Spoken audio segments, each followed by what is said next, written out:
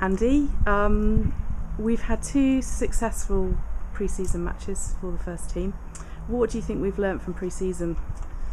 I suppose the most important thing we've learnt is how to win a game of rugby again, and win it with some good style in parts. Last Thursday when we played Havant, we knew that would be a step up from the Teutonians game the week before, playing against a team at our level, and so it was going to be a test, and we had enough that we could put effectively 2 sides out, swapping over at half time, and both groups of players performed well. The second half we were able to step up the pace a little bit. It was good to see Oscar back, having missed most of pre-season through holidays and things, but he showed that he's the class that he's got, so that's quite encouraging. But the most important thing was we learned how to win again. We learned to score some good tries, and the players themselves are getting used to playing with each other, which is always going to be a problem in the early part of a season when you've got a brand new group of players, really. Okay, so this year Newbury RFC and the Stags have merged together to form one club. Do you think that gives us renewed cause for optimism for this season?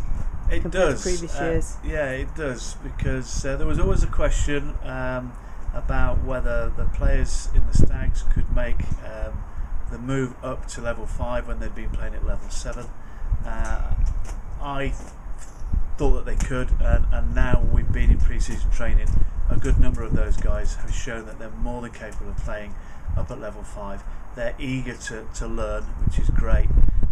They're not the only ones that are eager to learn. Everybody's eager to learn, but it's good that they're keen to learn and improve on the skills that they've already got. And so there's room for optimism there. And the other thing that it's brought is a huge wealth of numbers, 50 odd people training on a Tuesday night. Now we do have 3 teams to put out, and we do know we're going to have injuries, and we do know we're going to have unavailabilities, but at the moment there's just this desperate urge to want to play, and it's amazing how many turn up. So can I play for half an hour, 10 minutes, so it's a nice problem to have.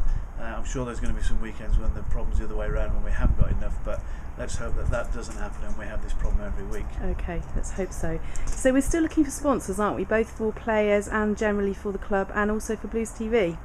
Yeah, well, I think every club, the country is looking for sponsorship of all varying types. We try to look at different ways of people getting involved, so it's not going to cost them too much money, but they get something out of it. So we're trying to get companies to sponsor players, and for that they will get their name in the programme alongside the player's name.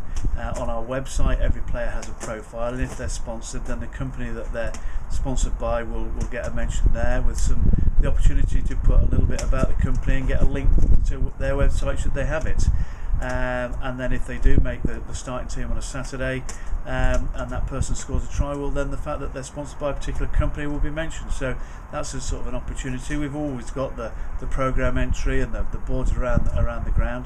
And then yes, as you say, Blues TV. We've been doing this for a few years now, and I think we all feel that it's a great opportunity for companies to get a bit more higher profile. It goes out every week. A lot of the members click on it to get some information about what's been happening the week before and what we're looking forward to. And it would be great to, if I was stood here with a board behind me, sort of advertising the company that sponsors Blue TV. So we're keen for anybody, and there's still places on Kit and various other places. So any opportunity to sponsor, if people are keen, then we'll find a way that it'll work for them. Okay, we'll put some contact details up on Blues TV for this. Okay, so the new season is upon us. Saturday, Blues are at home to Western at 3 o'clock, and the A team are playing Ealing Exiles at 1 o'clock, and it's free to get in. Free to get in. The A team are playing at 1 o'clock against Ealing Exiles, which is effectively a pre-season friendly, another pre-season friendly for them. So that's good. And they'll kick off at 1 o'clock. So the boys will be finished in time to watch the main game, which will be good. And then yes, first game of the season. Sort of nervous anticipation against Western Supermare, who did reasonably well last year, sort of middle of the table. You trawl the internet and find websites, and I think they've been recruiting. They've got 3 ex-Newbury Blues playing for them. Glenn Cooper playing at hooker, and Andy Evans and Mal Roberts, from what I gather, are going to both be playing in the centre. So, we know how they are, and we know it'll be a tough game. And the rumour has it that they had a strong sort of front 5 last year. So we'll have a hard job up front, but hopefully we can give it a good go and start with a positive result. So we're looking forward to it. Okay, and we want to wish good luck to all our teams who are playing over the weekend, because the ladies and the Colts and some of the junior teams start on Sunday as well, I believe. Ladies and Colts definitely have got a game on Sunday. Colts is again a bit of a trial game against Winchester, which they do every year, and the juniors will certainly be starting on Sunday. We've been going around the grounds today to identify areas that are available for all these youngsters to train on a Sunday. The groundsman's out marking all the pitches. There's lots of nice white lines around everywhere. So the rugby season's about to start by the looks of it. Okay, it's exciting. Thanks very much, Andy. Okay.